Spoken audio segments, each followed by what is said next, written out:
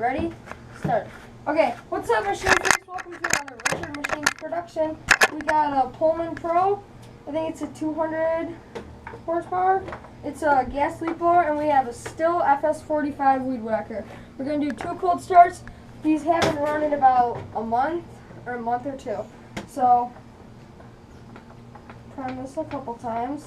And then start. This is 3 or 4 machine only. 3 or 4 pulls every time.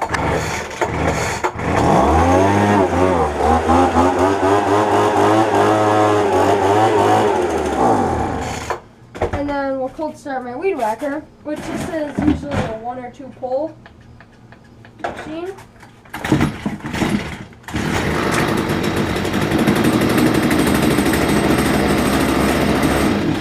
Richard Machines out.